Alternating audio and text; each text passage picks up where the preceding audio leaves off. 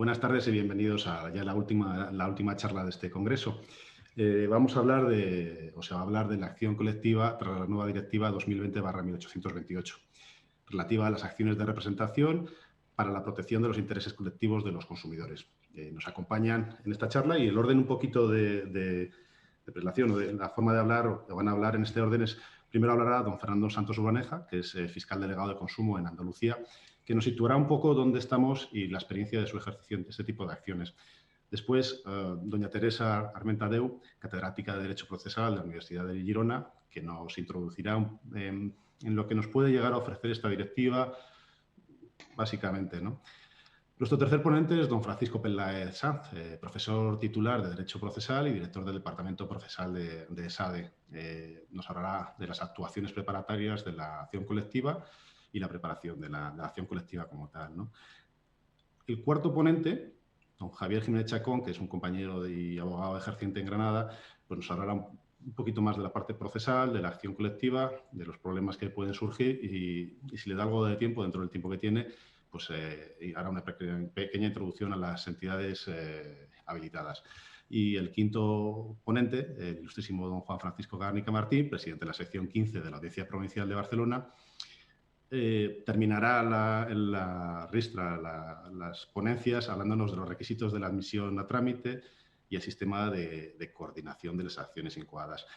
Yo estará como relator don Alberto Cabello Masegosa, presidente de la Asociación de Abogacía Joven del Colegio de Abogados de Madrid. Y simplemente como decano de Burgos agradecer muchísimo al Colegio de Barcelona y a su decana por habernos invitado a participar. Lo digo en nombre como decano, pero en nombre de mis colegiados, porque sé que muchos están siguiendo esto y estamos realmente agradecidos por habernos invitado a participar de esta manera en este congreso. Así que sin más, y ya no me enrollo más, y para pasar doy la palabra a don Fernando para que nos empiece a situar un poco en la acción. Muy bien, buenas tardes a todos. Saludos a todos los asistentes, agradecimiento al presentador, agradecimiento al Colegio de Abogados de Barcelona, a mi querido amigo Jesús Sánchez, en quien personifico la invitación, y enseguida paso a exponer telegráficamente, no es así este formato las cosas. Yo diría que las acciones colectivas son un cuerpo extraño en nuestro derecho y en nuestra tradición. Ya en el derecho romano empezábamos con Ticio contra Cayo y Cayo contra Ticio y poco más nos ha gustado salirnos de este esquema. El consorcio ya nos ha parecido a veces una cosa complicada y ya no digo las acciones colectivas, sobre todo si son acciones colectivas difusas o acciones colectivas masa. Dicho esto, cierto es, pero también que en el mundo anglosajón hay una tradición más larga. En Estados Unidos, pero no solo, desde Canadá hasta la misma Argentina hay una tradición mayor. Yo he estado por allí en alguna ocasión y esto lo manejan mucho más. Por ejemplo, en Brasil, el ejemplo de la Fiscalía durante Lula fue un verdadero espejo donde mirarse. Lo cierto es que en Europa la verdad es que no. Tenemos una diferente posición. Yo creo que el consumidor ante una infracción colectiva está mucho más amparado en Estados Unidos o en Canadá que en España o incluso que en Europa. Y, por ejemplo, paradigmático es el Dieselgate, lo de Volkswagen. Se vendieron coches a la otra orilla del Atlántico, también en Europa, y allí rápidamente hubo indemnización porque hay despachos especializados y sobre todo la espada de Damocles de los daños punitivos, y allí se resolvió todo pronto. Aquí, mucho más tarde, hemos tenido, en fin, ha tenido éxito OCU con esa reciente sentencia del juzgado de lo mercantil que ha llevado Eugenio Ribón, pero realmente tenemos muchas más dificultades. Bien, lo que tengo que decir es, así mirando las cosas de lejos, cuando estrenamos una nueva directiva, decir que antes ha habido otras 3 ofensivas, otras 2 ofensivas. Esta es el tercer periodo de directivas. No estamos estrenando una estrategia, no estamos estrenando un ámbito, porque ya desde finales de los años 90 se está trabajando en esto. La primera directivas se transpusieron en España a través de la Ley 39/2002 de 28 de octubre.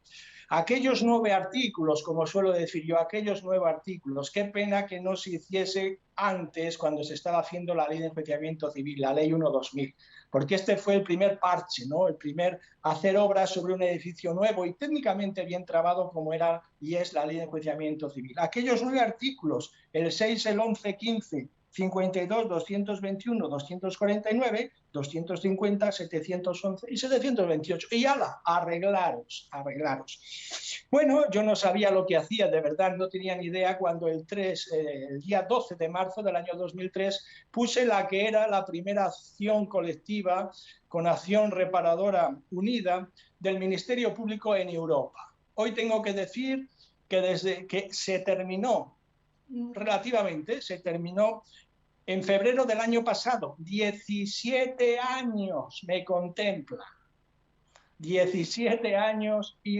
18 recursos de apelación. 18 recursos de apelación, sobre todo en la fase de ejecución, y porque en Córdoba, que es donde yo trabajo, en la audiencia de Córdoba, te devuelven los recursos, cosa admirable, a 2 meses vista, por si no, no había habido tiempo, ¿no? Bueno, pues lo cierto es que venimos de allí. Ha habido una segunda etapa en torno al 2009, que es la directiva que ahora se deroga, y estamos en esta tercera fase o en esta tercera ofensiva, y a mí me suscita las siguientes reflexiones o consideraciones. Primero, ¿por qué no se hace evaluación de lo que ha ocurrido? ¿Por qué no se dice que hemos ganado o que hemos perdido? Yo echo de menos esa mirada. Quizá porque la historia nos conduzca directamente a la melancolía, es decir, casi no hemos conseguido nada. Y claro, eso vende mal, pero yo creo, desde esta cierta indignación que tengo, que desde la indignación tenemos que pedir que esto no vuelva a pasar. O sea, no nos vuelven a poder tomar el pelo otra vez, ¿eh? Y aquí puede haber tomadura de pelo si lo permitimos, ¿no? Entonces yo creo que esta cierta indignación de considerar que todo lo anterior ha servido para poco debe estimularnos, debe estimularnos a que esto no vuelva a ocurrir. Porque si no, estas empresas, algunas de ellas que son infractoras compulsivas de vulneraciones contra el consumo, pues van a seguir estando muy cómodas. La segunda reflexión al hilo de la primera es que la directiva nos da pie en derecho interno y en política interna a hacer muchas cosas. Puede ser una gran ocasión, yo por lo menos lo tomo como esto, ¿no? Pero sin olvidar lo que tenemos. Una gran ocasión, sobre todo para que desde el gobierno, y que todos sabemos que tenemos un ministerio de consumo por primera vez, pues se hagan políticas verdaderamente eficaces. El artículo 51 de la Constitución, que es el que trata el consumo, incluye ese término eficaz, porque si no todo lo que hacemos no es eficaz, no hemos hecho nada. Y hay una llamada que es en el artículo 51 y también en el 9.2 en general de la Constitución a que seamos todos los poderes, todos los poderes tenemos que remar en la misma dirección, pero el orden importa. Creo que al primero que le toca es al legislativo y tiene desde hace mucho tiempo propuestas de reforma legislativa con reformas que pueden ser inquietantes, pero hay que llevarlas al BOE, hay que llevarlas al BOE.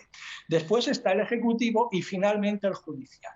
Pero no hagamos trampas, porque si lo derivamos todo directamente al Judicial, lo único que hacemos es atascar los juzgados. Aquí en Córdoba, para nuestro desconsuelo, el juzgado de cláusula suelo está señalando para el 2024. Esto no tiene ningún sentido que estemos despilfarrando recursos de la Administración de Justicia en cosas que se pueden perfectamente arreglar de otra manera, con procesos testigos, estratégicos, etc. La tercera reflexión que quiero hacer es un poco al hilo. Yo soy en esto seguidor de Santa Teresa, decía, cuando no se da remedio, mal es quejarse. Pues yo me quejo mucho, pero también doy remedio. Muchísimas propuestas de reforma legislativa que ya aparecen en la memoria de la Fiscalía del año 2009 y que siguen plenamente vigentes. Y desde este conocimiento yo, y ya voy acabando, distinguiría entre lo que son enfermedades mortales que tienen ahora mismo las acciones colectivas, es decir, que si no las curamos de eso es que están muertas, y otras que tienen que ver con un cierto de más o menos salud, ¿no? Bueno, pues las dos enfermedades mortales que yo voy a decir nada más que enunciar, porque además yo he entregado un texto escrito, me han dicho que se entregará y allí va el detalle, es: como no tengamos un juzgado mercantil central especializado en acciones colectivas masa, no hacemos nada. Ahora mismo también se puede incluso presentar acciones transfronterizas, donde en el juzgado de primera instancia, ahora ya mercantil de Córdoba, de Granada, tenemos que tener un juzgado que sea capaz de tramitar una acción colectiva y ejecutarla que afecte a millones de personas. Y si no tenemos esto, lo demás, de verdad, y no se tocan las campanas, decía el alcalde, porque no hay campanas. Decía, pues mire, si no hay campana, las otras razones no me las cuente, ¿no? Entonces, ¿cuál es el modelo? Bueno, ya sabemos que en la Audiencia Nacional, curiosamente, porque la ley orgánica del 85 no lo pudo ni prever, no hay sala de lo civil ni de lo mercantil, pero no es que sea ese un modelo. Me vale el modelo de Alicante, un juzgado centralizado con competencia nacional, por ejemplo, en marcas, como es Alicante, ¿no? Esta es la cuestión sin la cual no va a haber vida en las acciones colectivas. Y la segunda, no va a haber vida si no regulamos la última fase, la tercera, que es la ejecución. Actualmente no está regulada la ejecución de las acciones colectivas masa. Podemos tener la preparación de la que nos va a hablar un ponente que tiene sus dificultades. Tenemos el segundo round o el segundo set, si hablamos de tenis, que es la declarativa, que se gana con facilidad. Y después el embudo al 519 y de uno en uno. ¿Cómo puede presentar para 300.000 o la acción de gas natural, que eran 200 y pico mil, y después de uno en uno? No, tenemos que hacerlo de otra manera. La única vez que hemos conseguido hacer esto en Córdoba ha sido porque yo me topaba con el juzgado y sobre todo con el letrado de la Administración de Justicia, que decía que todo lo que yo pedía era imposible porque no estaba contemplado en la ley rituaria, decía, la ley rituaria. Bueno, el caso es que fue la Audiencia de Córdoba la que estableció ese camino y sobre todo estableció las bases del cumplimiento en un auto célebre de 22 de diciembre de 2014, día de la lotería, y le tocó la pedrea a algunos cientos de miles de andaluces que recibieron y siguen recibiendo una cantidad entre 200 y pico euros, porque aquel auto dijo lo que la ley no dice, pero puede decir. Basta con que ese auto se lleve a la ley y ya será más fácil, ¿no? Don Fernando, 2 minutos.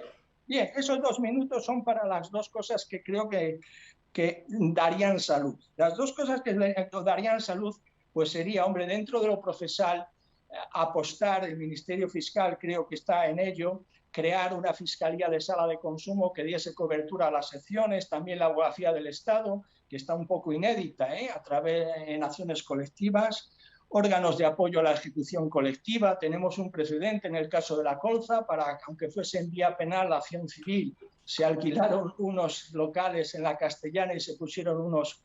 Bueno, esto hay que ponerlo en la ley. Y después existe algunas cuestiones procesales de discriminación positiva que seguramente van a ser objeto de análisis. Yo con esto termino. Me interesa mucho decir que si esas dos cosas que propongo, que son vitales, no se resuelven, no habrá vida, ¿eh? Pero aquí estamos entre todos para que eso no sea así. Muchísimas gracias por vuestra atención. Muchas gracias, don Fernando. Doña Teresa, ¿qué nos ofrece la directiva? Bien, quiero utilizar unos segundos del tiempo justo que tenemos para dar mi enhorabuena al Colegio de Abogados, a su decana y a todos los organizadores, y paso sin más a hacer una brevísima, unas meras pinceladas, yo diría de brocha gorda, de lo que supone la directiva de 30 de junio de 2020. En primer lugar, quiero señalar que la directiva supone culminar un camino iniciado desde hace tiempo, ya lo ha dicho el anterior ponente, pero concretamente iniciado en 2008 con el Libro Verde, que va a crear, como suele suceder, muchas satisfacciones y alguna que otra decepción. Quiero señalar también, en relación con lo que se ha dicho antes, que la idea común desde 2008 hasta ahora en todas las iniciativas diferentes de Europa, y voy a mencionar solo 2 o 3, ha sido apartarse de las class action americanas. Para el legislador europeo, las class action americanas son una iniciativa de private enforcement, es decir, de ejecución, de búsqueda de la satisfacción de la tutela de manera particular, que lleva a toda una serie de situaciones no deseables y que además se entiende existen otros remedios en nuestro ordenamiento. Eso ha sido un leitmotiv de todas las diferentes iniciativas y veremos que se marca en algunas de las cuestiones básicas de la directiva.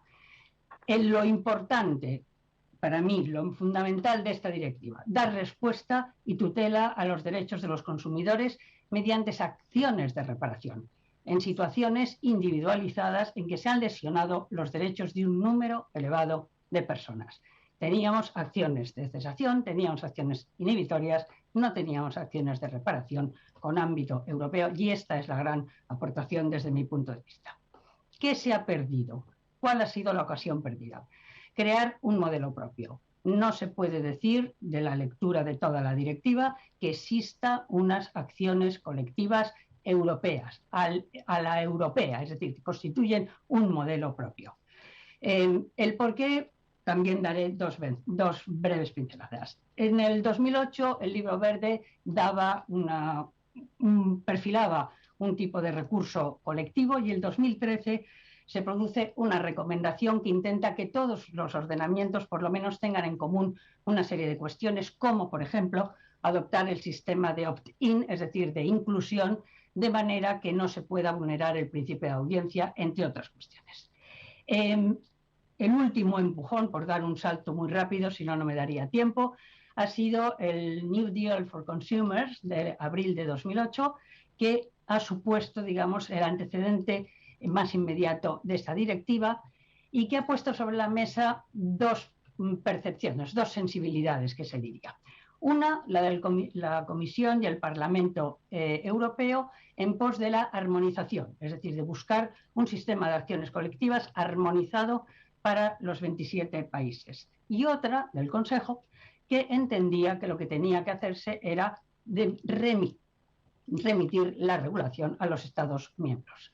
La directiva, naturalmente, tiene un poco de cada. De manera que, en definitiva, más que una armonización, esta directiva, conforme a lo que sería el 81 del Tratado Fundacional, es una protección de consumidores que aproxima legislaciones nacionales. Y esto tiene su repercusión en muchos aspectos, algunos de los cuales mencionaré. ¿Cuáles son los grandes temas de la directiva? El primero, fundamental, la gran batalla siempre en materia de acciones colectivas, la legitimación, sobre la que no voy a entrar porque ya quedamos en que sería objeto de mención por otro miembro de esta mesa. La segunda, la modalidad de tutelas que acoge las acciones de carácter reparatorio. La tercera, que no se ha decantado por un modelo ni de inclusión ni de exclusión, de manera que seguimos sin saber, con la directiva ya en marcha cuando sea eficaz, si tenemos un modelo de opt-in o un modelo de opt-out, con todo lo que eso supone en diferentes aspectos. Se ha regulado un acceso a fuentes de prueba, muy importante para la eficacia de las acciones colectivas, pero que es de aquellas cuestiones que en el ámbito procesal se remite a los ordenamientos nacionales. También se regula la eficacia de las resoluciones anteriores en materia de diversas acciones, tanto una colectiva como una individual, como diversas colectivas, etcétera, y la conexión entre ambas, que también no mencionaré más, puesto que será objeto de otra ponencia. Se incorporan las transacciones colectivas, naturalmente, y después un aspecto sustancial de la directiva es el tema de la financiación. ¿Por qué? Porque se entiende que el tema de la financiación es un tema que tiene que estar resuelto antes de iniciar una acción colectiva y creo que esto es de los temas que tratará el profesor Peláez. Ámbito objetivo y temporal de aplicación. El ámbito objetivo, protección del consumidor en un amplio abanico, responsabilidad de daños y productos defectuosos, cláusulas abusivas, venta y garantía de bienes de consumo, contratos de suministros, seguridad general de productos, prácticas comerciales desleales de empresas en relaciones con consumidores, publicidad engañosa, bloqueo geográfico injustificado u otra discriminación por nacionalidad, entre otras, y al margen de lo que después voy a decir en el aspecto sectorial. ¿Cuál es el ámbito temporal? El ámbito temporal ha sido también objeto de un consenso, por así decir, entre dos posiciones diferentes, de manera que les será aplicable la directiva a partir de que las acciones se ejerzan una vez se esté la fecha de aplicación, con independencia, y esto es lo importante a tener en cuenta, del momento en que se haya producido la infracción, que era lo que pretendía o era lo que proponía la propuesta del Parlamento. De manera que si hay 24 más 6 meses para la transposición, ese será el plazo en el que empezará a ser eficaz temporalmente. En cuanto a los sectores, es importante señalarlos, sobre todo por resaltar los que han quedado fuera. Quedan dentro la información y el etiquetado de productos, el derecho de pasajeros, turismo, sanidad, comercio electrónico, servicios por vía electrónica, telecomunicaciones, datos personales, el mercado de la energía, la eficiencia energética, la resolución por medios alternativos, tanto ADR como ODR, servicios financieros, servicios de inversión, servicios de seguros y prestaciones de jubilación. ¿Qué queda fuera? Muy llamativamente, las infracciones del derecho de la competencia, que era el origen de las acciones colectivas y que, sin embargo, ha quedado fuera, no puede ser objeto de acciones colectivas según esta directiva, y queda fuera también el medio ambiente, que sigue siendo una de las cuestiones pendientes en este ámbito. ¿Qué define el nuevo modelo? 2 minutos, Teresa. Vale. Lo sé, gracias. Tengo ya también mi control aquí, gracias. Notas definitorias del nuevo modelo. Es una armonización de mínimos.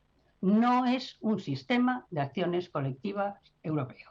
No es algo que podamos decir, oponemos a las class action americanas este modelo. Pero esos mínimos son bastantes. Hay remisión a la autonomía de cada Estado en muchísimos aspectos. Uno de ellos creo que será objeto también de tratamiento, que es respecto al control jurisdiccional, que antes no estaba tan regulado y que ahora sí que existe, aunque sea por remisión. Incluir esas medidas reparadoras, la previsión de financiación como aspecto clave, el procurar que no haya intereses contrapuestos financieros, el deber del empresario de informar del resultado a los consumidores, las normas sobre suspensión de la prescripción y las transacciones colectivas. ¿Qué se ha armonizado, por lo tanto, en realidad? Que exista el sistema de tutela colectiva que permita el resarcimiento, la posibilidad del ejercicio transfronterizo de acciones colectivas por entidades representativas, en que, bueno, creo que será objeto de un ponente posterior, pero todo el tema de legitimación se asienta sobre si se está ejercitando una acción nacional o una acción transfronteriza, requerir que se garantice y se controle la financiación, aspecto clave que seguro que es objeto de mucha atención por el siguiente ponente, y la existencia del control de tribunales y facilidades probatorias. También, a su vez, existe un control de las costas, en donde se aplica el principio del vencimiento objetivo, salvo norma en contra del ordenamiento nacional, y se prohíbe de manera expresa que el consumidor afectado pueda asumir las costas de la entidad habilitada o del empresario. Y se señala finalmente que caben contribuciones modestas, casi entrecomillado, de los consumidores y usuarios para adherirse a la colectividad. Me hubiera gustado poder hablar de las transacciones colectivas, que creo que es una gran cuestión, pero seguro que alguien lo tocará y si no, tendremos ocasión de debatir en otro momento. Con mi agradecimiento de nuevo por la atención prestada, acabo con esto mi intervención. Muchísimas gracias. Muchísimas gracias, doña Teresa. Vamos a dar paso al tercer ponente, don Francisco Peláez, para que exponga ya, nos hable sobre las actuaciones preparatorias, la preparación de las acciones colectivas. Muy buenas tardes a todos. Quería agradecer a los organizadores del Congreso la posibilidad que me han dado de poder participar en esta mesa en la que se está hablando de las acciones de representación, acciones colectivas, que ya no solo tengo yo un interés desde un punto de vista teórico, sino que creo que desde los primeros compases de acciones colectivas, que no han sido muchas las que se han realizado, he estado participando, y esto data del año 2001. Y, por lo tanto, tengo quizá un conocimiento desde dentro que es interesante para poder valorar pues, esta ponencia. Quiero partir de una situación de hecho. Cuando te enfrentas con la directiva, esta directiva lo que te dice en el primer párrafo de la exposición de motivos, de que estamos en un mundo globalizado, de que estamos en un mundo digitalizado y que realmente en este entorno las prácticas ilícitas suponen un riesgo grave de que se produzcan infracciones y perjuicios a numerosísimos consumidores. Por lo tanto, ante esa situación de riesgo, quiere dotar de una herramienta, sobre todo califica que sea eficaz para proteger al consumidor. Esta herramienta no puede ser otra que las acciones de representación o colectivas. Y de esta forma nos lleva al objeto de la directiva, que no es otro que intentar que todos los Estados miembros de la Unión Europea dispongan de un mecanismo de acciones de representación en las que se adopten medidas tanto de cesación como de resarcimiento, resarcitorias, y que cumpla con los mínimos que marca la ley. Pero inmediatamente, y esto es otra de las cosas que me interesa remarcar, pone una condición que en la práctica nos está pasando y no se cumple. Dice que tiene que existir en este sistema un equilibrio. ¿Un equilibrio en qué sentido? De que no se puede utilizar esa protección del consumidor para, por así decirlo, lesionar o perjudicar a los empresarios. Hasta ahora nos encontramos que los que participamos en procesos de consumo se está demonizando al empresario y, por lo tanto, todo esto está creando un desequilibrio en el mercado que es fatal. En el mercado tiene que estar consumidor-empresario en ese equilibrio, como decía, por lo tanto, no puede utilizarse las acciones colectivas como un ariete para arremeter contra las empresas. De esta forma veremos que se intentarán eliminar aquellas acciones que sean abusivas, que sean perjudiciales, que estén infundadas. Otra cuestión que la ponente que me ha precedido ha puesto de manifiesto es remarcar que nuestra directiva respeta lo que sería el principio de autonomía procesal de los diferentes Estados. Quiere decir, no nos encontramos en esta normativa con un procedimiento regulado y detallado hasta sus últimas consecuencias, para nada. Simplemente son directrices generales para que cada Estado posteriormente pues vaya concretando y vaya determinando los parámetros. ¿Problema que tiene esto? Que hacer propuestas ahora, cuando no conocemos cómo se va a transponer la directiva en cada Estado, pues a veces pues resultan difíciles y son casi de ley ferenda.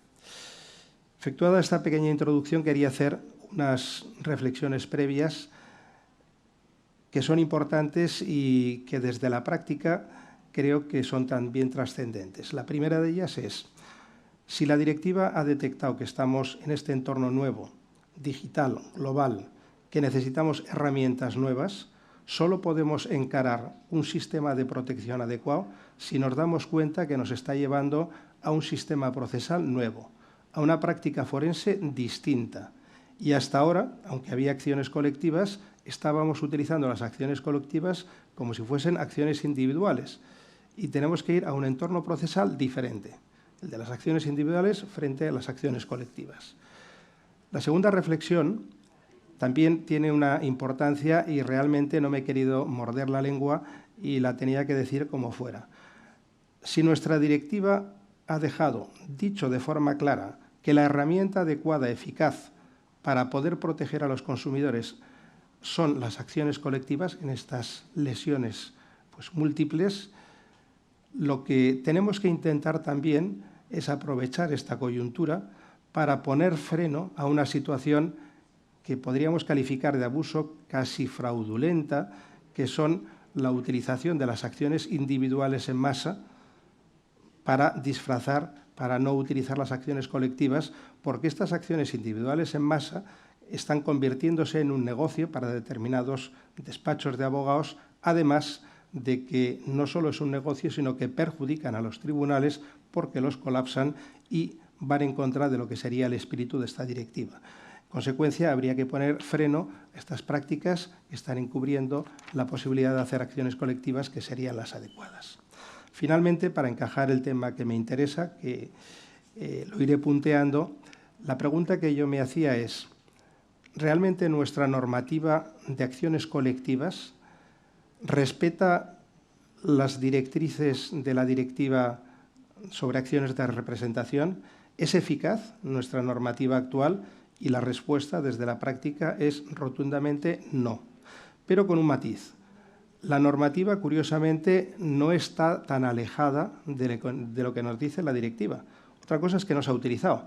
Y realmente no se utiliza porque cuando estás en procedimientos de consumo, donde se pone el acento fundamentalmente es en la parte material, en ver cuál es el problema y cómo solucionarlo. Y los aspectos procesales, tristemente, es algo que no se toca casi nunca. Y yo no veo, pues, realmente que haya una jurisprudencia donde se perfilen estos aspectos procesales. Dicho lo cual, me quiero centrar en lo que es el objeto leitmotiv de mi ponencia, que sería la preparación. De todos los aspectos que plantea esta directiva nueva, que hay muchos, yo me he querido fijar en algo que es lo previo a iniciar propiamente el procedimiento. ¿Y por qué? Lo veréis enseguida. Hoy, ¿qué tenemos? Si una asociación de consumidores quiere iniciar una acción colectiva, esta asociación de consumidores presenta la demanda, el letrado de la Administración de Justicia analiza los requisitos procesales de procedibilidad y cuasi automáticamente la admite a trámite. Entonces, esto, con la directiva, si realmente la aplicamos de forma adecuada, no va a ser posible. ¿Por qué? Porque la directiva lo que está orientando a una actividad que no se realiza y es que a los jueces, a los tribunales, les tendremos que dar una información previa, una información detallada para que decidan si admiten o no admiten aquella demanda. Y ojo, para realizar esta información va a requerir que las entidades habilitadas, que son las que tienen que ejercitar las acciones, realmente realicen una labor preparatoria que será más o menos intensa según los casos. Dicho eso, veamos a ver los requisitos. Los requisitos voy a pasar de corrido porque no da tiempo, pero varían según si utilizamos medidas de cesación o utilizamos medidas reparatorias. Cuando nos centramos en las medidas de cesación de una conducta ilícita, el foco lo vamos a poner no en el particular, sino en el mercado, y los requisitos son menores. El que es más novedoso es un requisito que si no lo cumplimos no nos pueden admitir a trámite la demanda y es acreditar que se ha hecho una consulta, se ha hecho un requerimiento al empresario infractor para que cese con la infracción. Se le darán 2 semanas, transcurridas las 2 semanas, si todavía continúa y se sigue en esa obstinación de la infracción, ya puedo poner la demanda. Y a su vez también en las acciones de cesación nos permiten, a modo de medidas cautelares, acciones preventivas, o sea, adoptar una cesación de una conducta según las circunstancias para que mientras dure ese procedimiento pues no haya mayores perjuicios. Me centro ya en lo que son más importantes las acciones de resarcimiento. ¿Por qué son más importantes? Porque cuando hay una infracción, realmente esa infracción perjudica a personas concretas, perjudica a consumidores. Y estos consumidores lo que quieren es obtener un resarcimiento. Y esto motiva que la directiva haya adoptado toda una serie de medidas que son bastante importantes. Yo las he aglutinado en varios grupos porque, como el tiempo no nos lo permite, por lo menos por dar una visión genérica de estos requisitos. Dos minutos. Perfecto. El primero se centra en el tema de la descripción del grupo de consumidores. Tenemos que no nos obligan a individualizar a los consumidores, pero sí que por lo menos tenemos que especificar o delimitar ese grupo, porque a partir de la delimitación, o sea, de esa especie de retrato robot de los consumidores, podremos estar en condiciones de que estos particulares obtengan los beneficios que les corresponden. A su vez, también tendremos, a las asociaciones les piden que en las páginas web indiquen qué acciones de representación van a ejercitar. ¿Para qué? Para que los consumidores las conozcan y estén en condiciones de decidir si quieren ser representados o no quieren ser representados en esa acción colectiva. Es muy importante para mí, aunque la directiva no lo define de una forma clara y precisa, que también hay que dar información previa sobre la cuestión de hecho o de derecho que va a ser el objeto de la acción. Y la única razón de ser que tiene esto es que, como hay una acción colectiva, hay que comprobar con carácter previo a la admisión si hay una homogeneidad en cuanto a los motivos que llevan a ejercitar esa acción. Si realmente los consumidores todos responden a una misma base o, por el contrario, para determinar si hay una infracción o no, pues tenemos que ver circunstancias individuales que diluirían la eficacia de aquella infracción. Por lo tanto, hay que comprobar si los hechos en los que se basa la infracción van a ser homogéneos para esos consumidores. También hace referencia a que habrá que informar previamente a los tribunales sobre la financiación para ejercitar las acciones resarcitorias y realmente porque requerirán una inversión económica.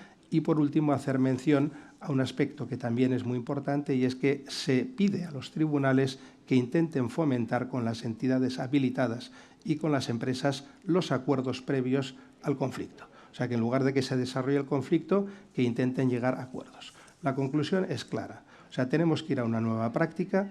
Esta nueva práctica va a permitir una transparencia si realmente se logra hacer esa información previa y esa preparación adecuada, y así estaremos en condiciones de que la acción colectiva sea adecuada y eficaz. Muchísimas gracias. Muchísimas gracias, don Francisco. Le voy a dar la palabra a don Javier para que nos hable un poquito de los problemas procesales de la acción colectiva y luego, pues ya que lo ha introducido también don Francisco, las acciones, las entidades habilitadas. ¿Vale, don Javier? Muy bien, pues muchas gracias, buenas tardes. En primer lugar, como no puede ser de otra manera, mi agradecimiento a los miembros del comité organizador, a mis apreciados Jesús Sánchez o el profesor Orduña, doña Cristina Vallejo. Es para mí un placer, un honor estar aquí con todos vosotros, al lado de tantas personas con tanto enjundia jurídica, ante las que uno se siente, la verdad, muy poca cosa. Y bueno, vamos a intentar aportar mi granito de arena como abogado de calle de barrio que me defino.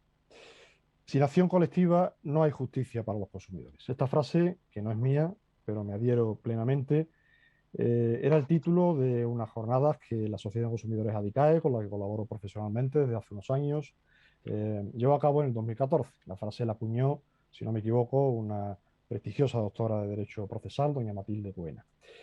Miren, si hay algo que a los abogados, yo creo que la mayoría de nuestros maestros nos inculcaron, es que es fundamental en derecho utilizar una cosa que se llama el sentido común.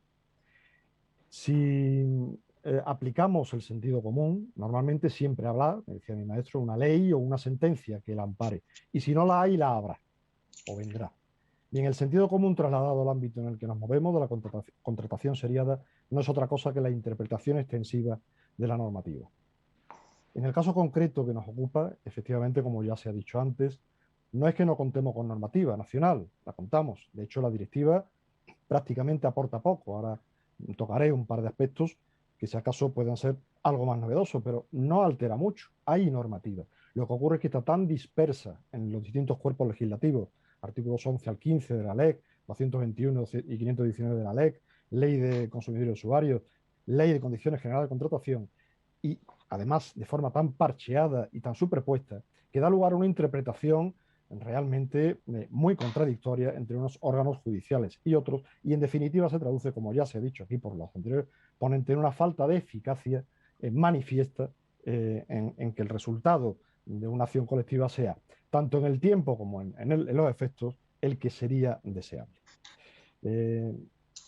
Si la acción típica colectiva convendremos que es la de cesación, todos entenderemos también que una asociación de consumidores, la acción judicial por excelencia que está obligada a interponer para defender judicialmente, cuando no ha sido posible extrajudicialmente resolver un problema determinado que afecte a una colectividad, es sin duda la acción colectiva. Pero claro, las armas con las que contamos para ello son o han venido siendo hasta ahora francamente lamentables y, insisto, con una cantidad de obstáculos procesales que hemos tenido que sufrir todos aquellos que de alguna forma hemos llevado, estamos llevando acciones colectivas realmente innumerables, y que yo no voy a perder mucho tiempo en explicarles, porque efectivamente lo que de alguna manera se trata, aunque el fiscal Fernando Santos lo decía, vamos a decir lo que ha pasado. Yo creo que es más positivo centrarnos en dónde estamos y a dónde queremos ir, porque realmente lo que hay que hacer es intentar avanzar. Y si bien la directiva, como digo, no establece nada mucho nuevo, sí que es un momento ideal para ir aprovechando la transposición de la directiva fundamentalmente, y lo digo ya, lo ha comentado antes ya el presidente de ADICAD, Manuel Pardos, una auténtica ley de acción colectiva, una ley que refunda todos esos preceptos diseminados por la ley, que están superpuestos unos con otros, y donde de verdad acabemos con las discrepancias, o con los enfrentamientos, o con las opiniones contradictorias entre unos órganos judiciales y otros. Puedo enumerarle aquí las innumerables excepciones procesales que se nos han planteado en acciones colectivas, la mayoría desestimadas, pero algunas estimadas, lo cual crea o causa un daño enorme a cualquier pretensión.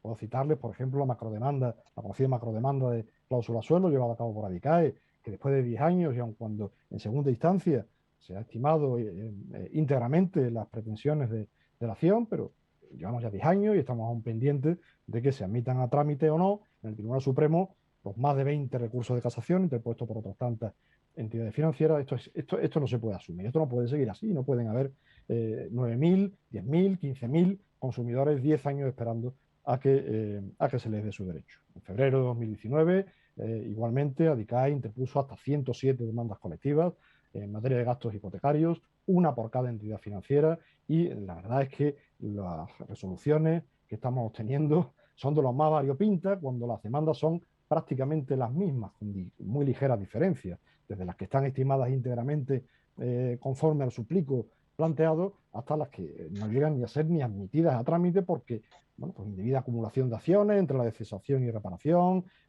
sorprendentes excepciones de ausencia de competencia objetiva por parte del juzgado mercantil para entender una acción colectiva de cesación, falta de competencia territorial, indebida acumulación de acciones, llamamiento sí, llamamiento no, prejudicialidad civil, cosa juzgada, litipendencia, en fin. No les quiero cansar. Sí decirles que la directiva toca, bajo mi punto de vista, o me voy a detener en dos aspectos, aparte de las entidades habilitadas, a las que muy rápidamente me referiré, que para mí son fundamentales para la agilización de la tramitación futura de las acciones colectivas o de representación. Además de lo que ya ha citado el fiscal Fernando Santos, de la necesaria creación de unos tribunales, no digo especializados, específicos, para entender solamente de este tipo de acciones, que cuando entre en un juzgado mercantil una acción colectiva, el funcionario, el del negociador que le toque, no se dé baja, o que el LAC o el propio titular del juzgado tenga la intención de quitársela de en medio, permítanme la expresión, o de incluso también darse de baja. ¿Cuáles son estas dos cuestiones que yo entiendo que pueden favorecer enormemente la tramitación mucho más ágil de una acción de representación o colectiva en lo que sí? Bueno, pues en primer lugar, el que se vede a los propios consumidores de manera individual el intervenir procesalmente en el procedimiento. Hasta ahora, y aún ahora, pueden personarse. Imagínense ustedes lo que es una acción colectiva con 15.000 personas, de las que solamente 1.000 o 500 pretendan con su abogado y procurador plantear recursos, medios de prueba, lo que da pie a que a su vez presenten recursos contra esas proposiciones las entidades bancarias. Es el paraíso para el predisponente, el paraíso. Esto no puede ser, es decir, el consumidor puede ir, permítame la expresión, un poco burda, como mirón, interesado, es decir, adherido simple a esa acción que es la entidad habilitada la que tiene que llevar en todo momento el timón, porque si no es ingobernable un procedimiento de este tipo. Y en segundo lugar, se ha comentado ya por el ponente anterior, de alguna manera, es fundamental que no se exija a la entidad habilitada la determinación exhaustiva de todos y cada uno de los afectados. Ustedes saben lo que es intentar identificar por parte de una asociación de consumidores a 6 millones de posibles afectados, y no solamente eso, sino notificarles qué tipo de acción se pretende interponer. Si llegamos al absurdo de que se exija un grado de cumplimiento tan riguroso para poder interponer una acción colectiva, además como requisito de procedibilidad y de admisibilidad de esa demanda, no tendremos nada de ningún modo. La propia directiva dice que no es necesario, o no va a ser necesario, identificar muchísimo menos a todos los afectados. Si una asociación de consumidores que ejercita una acción de cesación que efectivamente va a tener un efecto erga omnes, puede a la vez presentar a sus propios asociados, mire usted, aquí le traigo 20 afectados, 50, 1000 afectados, los tengo identificados, están determinados. Para esto la sentencia ya debe de determinar los efectos de la demanda. Bien, avanzo muy rápidamente. Entidades habilitadas. 2 minutos, Javier, ¿vale? Sí, bien, entidades habilitadas, muy rápidamente. Parece que, bueno, se discute el por qué restringir la legitimación activa, como parece que hace la directiva, solamente a asociaciones de consumidores y a organismos públicos de consumo. Bien, para mí esto no, se dice que puede violentar la competencia, para mí en absoluto, no estoy de acuerdo. Creo que la seguridad jurídica impone precisamente esto, y no solo eso, sino no todas las entidades, no todas las asociaciones de consumidores, sino solamente aquellas que tengan la suficiente experiencia, sin heladura, que pertenezcan, por ejemplo, que sean un órgano representativo a nivel nacional y que pertenezcan cuando menos al Consejo de Consumidores y Usuarios. Esto es lo que podrá dar, en todo caso, seguridad. No me voy a detener mucho más porque no tengo más tiempo, voy a ir terminando. Habría que hablar de financiación, habría que hablar de muchas cosas, en tan poco tiempo no da tiempo. Sí quiero decir que, como ya se ha dicho, tenemos 2 años para transponer la directiva, estamos trabajando en una ley, como ya se ha adelantado, de acción colectiva, pero lo importante es que faltan 2 años para transponerla. Y mientras que hacemos, seguimos al tran-tran, seguimos dándonos de bruces con los juzgados, no hacemos nada. Miren ustedes, la directiva ya está aprobada, ya está en vigor. Acogiendo el criterio de la sentencia relativamente reciente, conocida el caso Bogave, aprovecho para felicitar al compañero Eduardo Ribón, del juzgado del mercantil número 1 de Madrid, de 25 de enero. Conforme a lo que indica esta sentencia, las disposiciones de derecho nacional que ya tenemos actualmente deben ser vistas a la luz de esa directiva. Interpretación extensiva del precepto con arreglo a la luz de la directiva. Textualmente, lo dice la sentencia, ello alcanza la obligación de los órganos jurisdiccionales nacionales de modificar en su caso una jurisprudencia ya establecida si ésta se basa en una interpretación del derecho nacional incompatible con los objetivos de una directiva. Sentencia 17 de abril 2018 en Herbert. En definitiva, empezaba ya voy terminando, mi exposición diciendo que sin acción colectiva no hay justicia para los consumidores. Diré que sin acción colectiva tampoco hay transparencia ni para la sociedad ni para los consumidores. Y termino simplemente con un emotivo recuerdo a un compañero fallecido hace unos meses del equipo jurídico de la ICAE, José Manuel Rodríguez Gómez, quien precisamente pues nos dejó cuando estaba preparando un recurso de apelación, entre otras tareas, contra una sentencia estimatoria parcial en una acción colectiva. En su memoria y en el de otros muchos compañeros y juristas que se han dedicado a la defensa de los consumidores, les garantizo que vamos a seguir adelante hasta donde nos dejen, hasta donde nos aguante la fuerza. Muchas gracias a todos. Pues muchísimas gracias, Javier. Ya vamos a dar paso a don Juan, el último ponente, para que don Juan nos explique un poco los requisitos de admisión a trámite y los sistemas de coordinación de las acciones incoadas. Vale, le doy la palabra. Muchas gracias. Gracias a los organizadores. Me sumo a los agradecimientos que ya previamente se han realizado por darme la oportunidad de hablar de un tema que me es tan querido como el tema de las acciones colectivas. Ya en el año 2000, cuando empecé a trabajar con el texto de la Ley de Enjuiciamiento Civil, pues francamente me enfrenté a ello y me enfrenté con ilusión, consciente de que el Estado, el país, necesitaba una regulación de las acciones colectivas. Y vi los problemas, y efectivamente esos problemas en la regulación estaban, pero celebré, y yo creo que celebramos todos, la valiente apuesta de nuestro legislador por introducir una regulación, y además una regulación que podríamos considerar que era una apuesta potente, una apuesta muy decidida por un sistema de acciones colectivas. 20 años más tarde, la verdad es que ha llovido mucho y ha llovido mal, podríamos decir, y cuando más necesitamos un sistema adecuado y correcto de acciones colectivas, me doy cuenta, o no, creo que nos estamos dando cuenta todos, porque estoy viendo también las intervenciones de la mesa, de que nuestro sistema deja mucho que desear.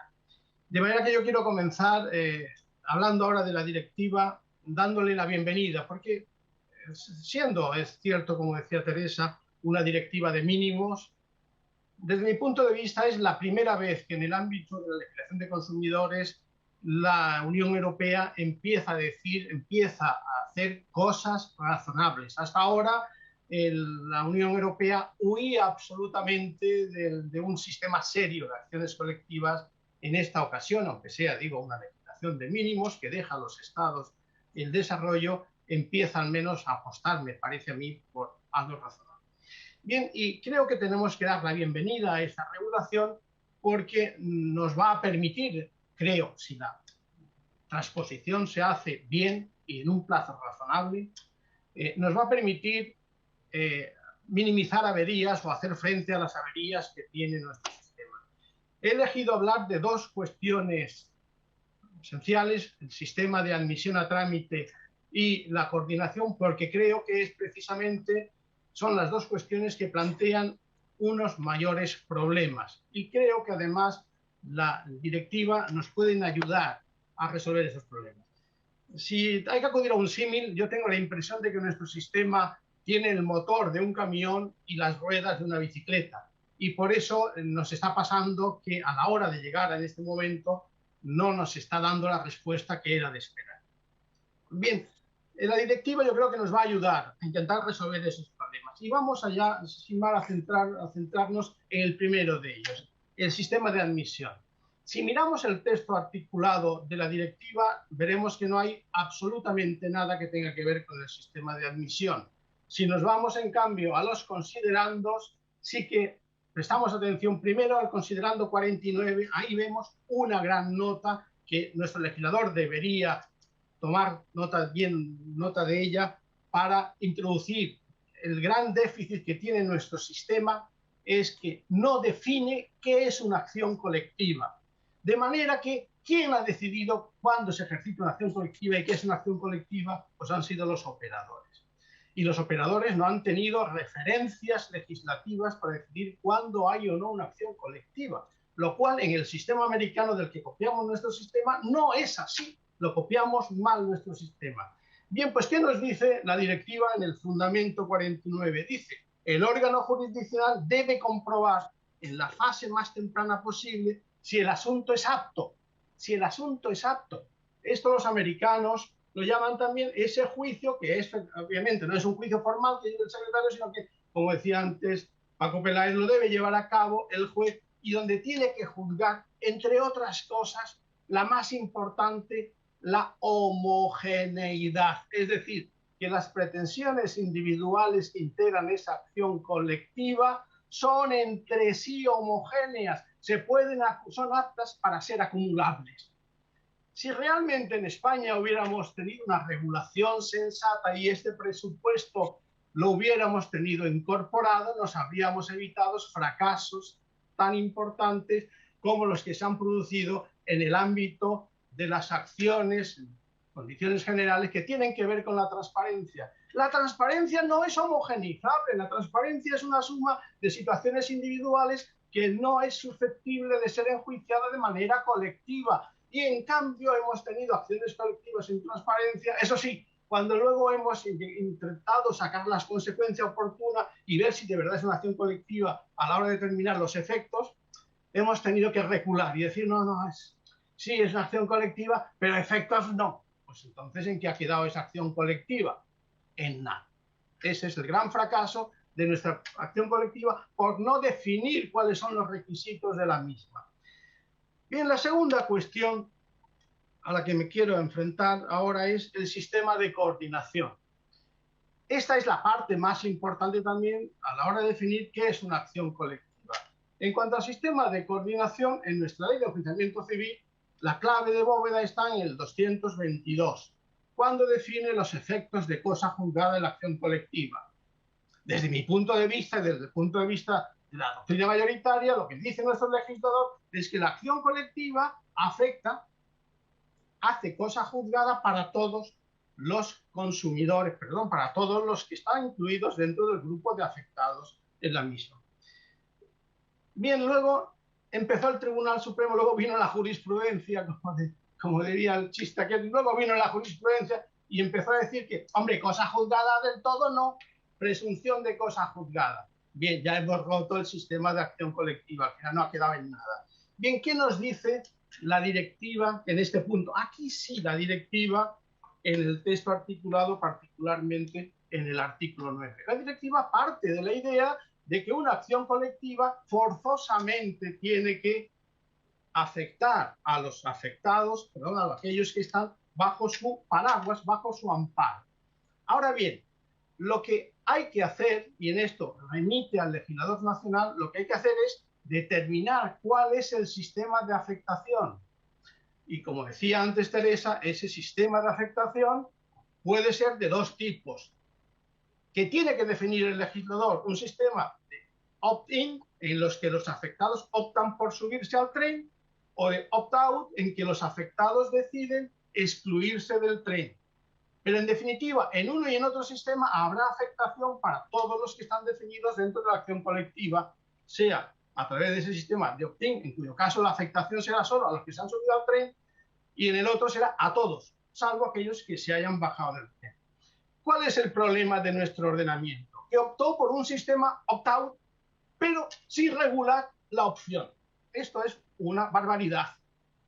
Bien, lo que nos dice la directiva ahora es que efectivamente el legislador nacional debe optar por un sistema opt-out. Ahora bien, lo que dice a continuación, esto es lo que nuestro legislador no ha hecho y lo que ha hecho que fracase nuestro sistema, es cómo se regula la opción. La opción hay que ejercitarla, nos dice la directiva, dentro del propio procedimiento, pero el legislador tiene la carga de establecer cuáles son los plazos para que los afectados, sea dentro de un sistema de opt-in o de opt-out, puedan subirse o bajarse del tren según les convenga. Mientras esto no se regule, nuestro sistema sigue desmantelado completamente como está ahora, sin saber realmente para qué sirve una acción colectiva, y por tanto necesitamos urgentemente que el legislador nos lo repare, nos acuda, se lea simplemente la exposición de motivos de la directiva y aprenderá lo que es una acción colectiva y nos introducirá estas dos reformas que son fundamentales para que nuestro sistema pueda empezar a funcionar. Bien, finalizo ya meramente con una referencia a que no sé por dónde van los tiros del Ministerio, pero lo que veo por el proyecto de reforma que circula por ahí me sorprende y me preocupa. Con esa idea del pleito testigo, que es la impostación del procedimiento administrativo, que yo no sé a quién nos viene a decir aquí, porque al final nos traerá más confusión. Yo creo que es una improvisación que no tiene ningún sentido y que mejor sería prescindir y regular como Dios manda el sistema de acciones colectivas, porque lo necesitamos. El país no puede soportar una carga de tantas acciones individuales sin un recurso colectivo adecuado, y el recurso colectivo hay que regularlo bien porque tiene que funcionar. Aquí no está solamente el interés de los consumidores, está también el interés del Estado en que la carga de la Administración de Justicia sea razonable. Nada más y muchas gracias. Pues muchísimas gracias, don Juan, muchísimas gracias a todos los ponentes por vuestras charlas, por vuestras exposiciones y nada, damos ya por terminada esta sesión. Agradecer a la gente que se ha quedado escuchándonos hasta el final y ahora se dará paso a la siguiente o al cierre del Congreso. ¿Vale? Muchísimas gracias.